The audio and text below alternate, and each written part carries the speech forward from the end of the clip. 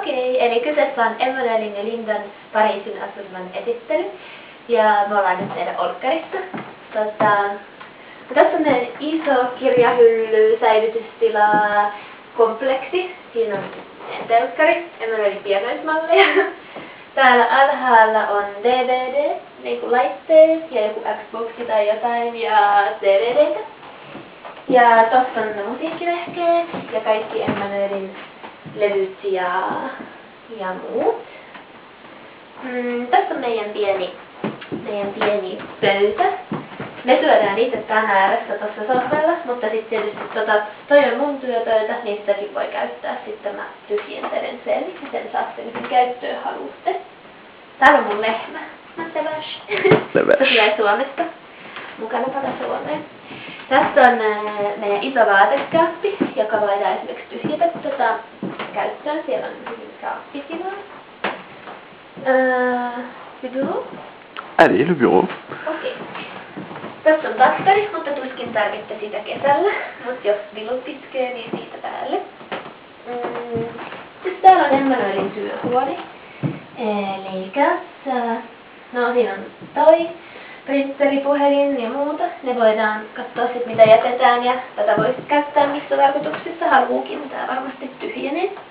Täällä on iso ikkuna, josta näkyy meidän tolle terassille. Tää voi avata kesällä, me usein avataan, niin se on kiva kun tulee valoa ja ilmaa sisään siitä. Siinä on vähän säilytyshyllyjä ja tuolla asuu imuri täällä alhaalla. Okei, mennään siis katsoa vaikka makuuhuonetta. La chambre. Täällä on meidän makuuhuone. Eli tää on aika pieni, mutta tosi kiva ja tosi hiljainen. Tässä on paksut seinät. Tuolla on tilaa kirjoille ja siellä on pistokkeita, jos haluaa laittaa jotain. En nyt tiedä mitä. Kännykkää, valoja, jotain MP3, mitä haluukin. Ja tosta näkyy kanssa ulos, eli meidän terassille ja sitten tämän kerrostalon sisäpihalle. Ja sitten tää terassi, eli tää on kesällä vähän niinku ylimääräinen huone, tosi ihana. Nyt tää on vielä talviteloilla, eli vähän likainen ja me ei ole vielä tuotu meidän noita parvekekalusteita ulos, mutta kuulkaa katsoon. Eli tässä on terassi bambuilla ja noin 2 ikkunaa on sitten. Täällä näkyy ikkuna sinne meidän huoneeseen. Ja sitten tossa on ikkuna sinne äskeiseen työhuoneeseen, mikä nähtiin. Se voi Oui, tout va bien. Mennään sitten katsomaan ne loput. Nyt varmaan vähän kuvanlaatu pimenee meidän pikkukameralla, kun tultiin tuolta päivänvalosta sisään. Toivottavasti näette. Täällä on meidän vessa. Tässä on pesukone. Tässä on kaikki villapesut ja silkkipesut ja se on oikein hyvä uusi.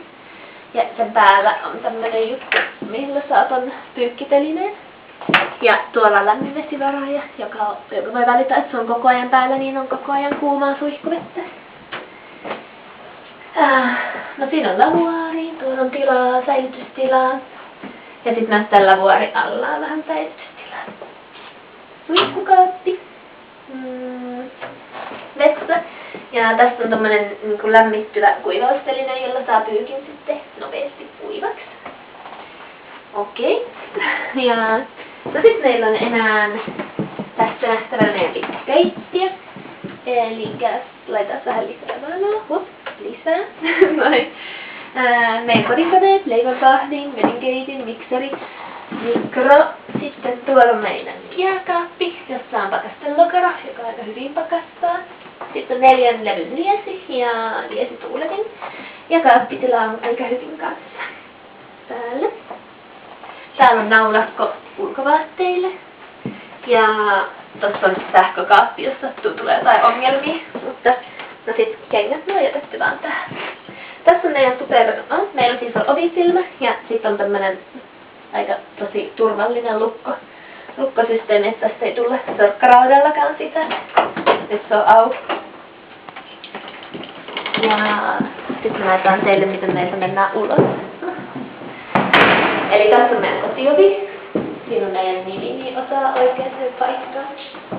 Meidän talossa on siis hissi, mutta koska me asutaan isästä kerroksesta, niin me ei yleensä sitä käytetä. Täältä päästään ulos. Putin.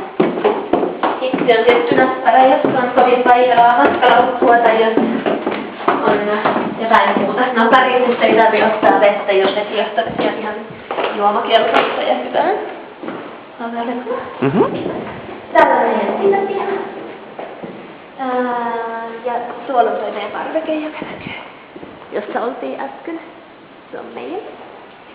Ja täältä mennään sisäpihalla on tuolla nurkan takana on ratkikset. Ja täällä leikkupäivittelee pyöriä ja tommasta, mutta meillä ei ole pyöriä. Tässä on postimaanikot. Ja täällä mennään salilla. Tuosta lattialle ja avataan. Tässä näkyy koodi. Eli tänne ei pääse meidän taloon muuta kuin koodilla sisälle, eli se on aika turvallinen. Ja tossa on, tässä on meidän katu. Ja tuolla on Pariisin kaupunkipyöriä, jota me siis käytetään, ja meillä on niihin vuosikortit, jotka me voidaan jättää sitten tänne asuntoon käyttöön. Meidän kadun päässä on kirkko.